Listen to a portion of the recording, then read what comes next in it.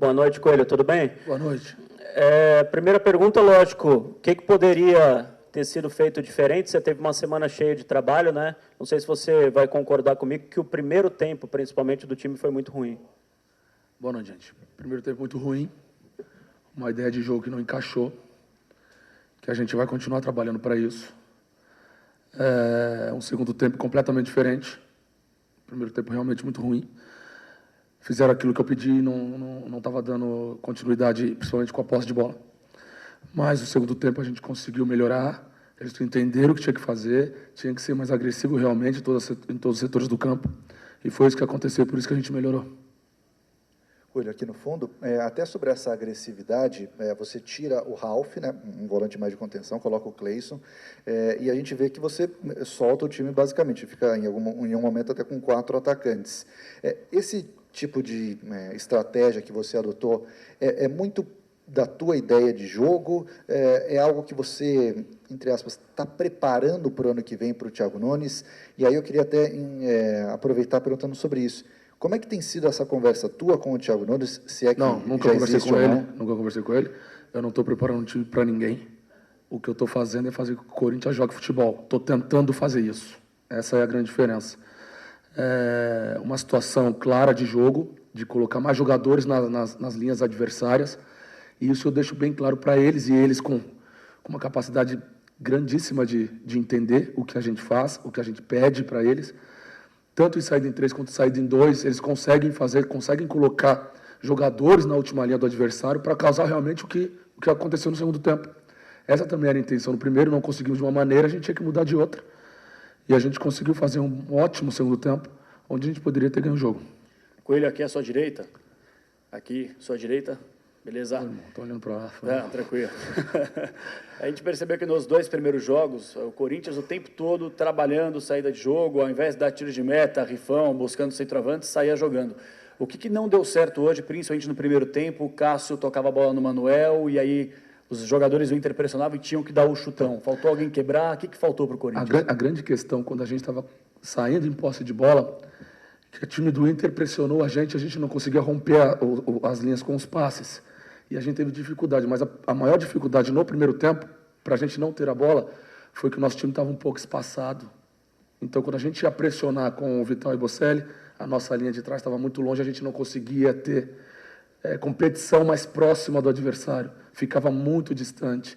Então, o primeiro tempo, esse foi o grande problema. Porque quando a gente saía para pressionar e tentar recuperar a bola e fazer o nosso jogo, a gente não conseguia, porque o nosso time estava muito longe um do outro. Quando começou o segundo tempo, jogar um pouquinho mais na marcação no campo do adversário, na saída de bola do Inter, a gente conseguiu ter um pouco mais de posse de bola e ser mais agressivo. Coelho, aqui do seu lado direito também. Me permita fugir um pouco da questão do jogo de hoje. No começo da temporada do Campeonato Brasileiro, só o Roger era o único técnico negro que a gente tinha na Série A do Campeonato Brasileiro. Hoje o Corinthians fez uma ação em conjunta com o Inter, né, até por conta daquilo que aconteceu com o Dentinho e com o Tyson. Dentinho, jogador revelado pelo Corinthians, e Tyson, revelado pelo Inter. E hoje a gente tem você e o Marcão. Só que é um detalhe, são 2 que eram técnicos ou do Sub-20 ou que era auxiliar e foram galgados aos cargos por conta de 2 demissões. Eu queria saber o que você acha sobre esse pouco espaço que os negros têm no futebol, e geralmente quando tem o espaço, eles são oriundos de dentro de campo. A gente não vê uma pessoa que estudou futebol, não sendo jogador de futebol, galgando esse espaço como presidente de clube. Hoje a gente só tem o presidente da Ponte Preta, entre times da Série A e da Série B, e ele só é presidente porque ele substituiu um que saiu, que pediu licença. E eu gostaria de saber como que você enxerga, você como negro, esse espaço que você tem hoje no futebol. Eu enxergo de uma maneira que nós estamos procurando o espaço e ele vai chegar, de uma maneira ou de outra. Você pode ter certeza disso. Porque é uma situação que pode incomodar, como não pode incomodar alguns, ou pode incomodar outros. Mas é o seguinte, independente de estudo, independente de qualquer situação, independente de ser interino, de ser técnico o primeiro ou o segundo auxiliar, a gente tem que fazer por onde, fazer com que as coisas funcionem, independente da cor, né? Roger deu uma baita entrevista um tempo atrás falando disso, eu não preciso nem me estender aqui, mas estão procurando, e vai chegar, você pode ter certeza. A situação ela pode ser um pouco difícil, como sempre, na história sempre foi, mas a gente tem condições de fazer com que as coisas funcionem melhor para o nosso lado. Coelho, tudo bem? Hoje o Corinthians está a 6 pontos do Grêmio, né, que é o 4º colocado. Você trabalha ainda para tentar chegar nessa reta final do Campeonato Brasileiro entre os 4, na vaga direta para a Libertadores, ou a meta é ficar pelo menos na pré-Libertadores? A meta é chegar na Libertadores. Ela é fato. Ela é o que acontece no vestiário dos jogos, no vestiário dos treinos, no CT. Nossa conversa é sempre essa. A gente tem que dar um jeito e a gente vai conseguir, de alguma maneira ou de outra, brigar cada vez mais forte para chegar numa Libertadores. Essa é a nossa intenção. Tá? Coelho, aqui. Boa noite. Boa noite. Você teve uma primeira semana cheia para trabalhar, né? Houve uma alimentação técnica da sua equipe no jogo de hoje, perto dos jogos contra o Fortaleza e Palmeiras? Não. O time é muito técnico, tem grandes jogadores. Às vezes o jogo não encaixa e você tem que mudar. Tá ali é difícil, não é fácil você estar ali vendo que você quer formar uma situação de jogo e ela não encaixar. Mas não porque os jogadores tecnicamente estão mal. Hoje eles não estavam mal tecnicamente, porque o segundo tempo que eles fizeram foi absurdo de bom. É uma situação de jogo realmente que não encaixou aquilo que nós treinamos. Treinamos uma outra situação. Caso aquilo não desse certo, que foi essa situação agora, de tirar um volante e colocar um cara mais na frente. Então, os jogadores fizeram aquilo que eu pedi no primeiro tempo, não deu certo. Os jogadores fizeram aquilo que eu pedi no segundo tempo, deu certo. Né? Méritos dos jogadores de fazer com que as coisas funcionassem, fazer com que as coisas quase a gente saia com a vitória daqui hoje. Então, não tem nada com problema técnico ou algo parecido. Foram situações de jogo que não deram certo e a gente conseguiu reverter.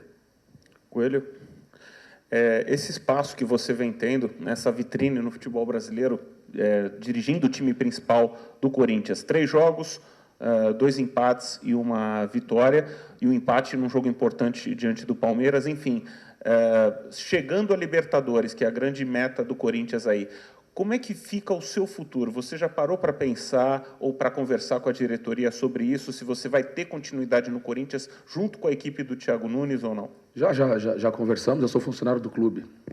O que eles decidirem está certo para mim e eu vou acatar da melhor maneira possível. A grande situação é que eu não posso mais pensar nisso agora, porque a gente tem um grande trabalho pela frente. Então, depois, quando acabar, aí vocês perguntam, eles estão aqui, ó. Vai acontecer, mas sou funcionário do clube e vou até o final sem problema algum. O Coelho, o Grêmio perdeu, o São Paulo empatou. O resultado de vocês talvez não tenha sido tão bom, né? 1 ponto. Acho que nem para Inter, nem para Corinthians. Mas no frigir dos ovos, a diferença cai para 6 pontos em relação a Grêmio. Perdeu 2 pontos ou ganhou 1? Olha, nesses 2 últimos jogos eu falo que nós ganhamos 1 ponto fora de casa e contra uma grande equipe do Inter nós ganhamos mais 1 ponto. Porque realmente foi muito difícil o jogo. Foi muito difícil pensar ali, reverter a situação, fazer com que o segundo tempo seja melhor para nós. O campeonato é muito difícil. O Inter é uma grande equipe, é um clássico. Nós não estamos aqui falando de qualquer equipe, né? Então a gente conseguiu fazer um segundo tempo maravilhoso, espero que continue assim. A gente espera jogar sempre para frente, não tenha dúvida disso. Mas nós vamos encostando, deixar encostar, nós vamos indo, e se Deus quiser a gente vai chegar na Libertadores. Coelho, queria que você fizesse uma avaliação da partida do Sornosa, que em alguns momentos pareceu um pouco apagado, começou a aparecer mais na reta final, que teve até a chance de fazer um gol, e dissesse se você acha que o time sente, nem que seja um pouco, a falta do Pedrinho. Não, hoje não sentiu a falta do Pedrinho, que fique bem claro. O Sornosa, quando... Assim, as peças precisam encaixar, entende? O jogador precisa encaixar com o outro. E o que eu pedi para o Sornosa, ele fez uma situação que ele não vinha fazendo. Quando colocou um cara que jogava um pouco mais, ele começou a aparecer. Então você tem que ter um pouco de paciência com as coisas que estão mudando.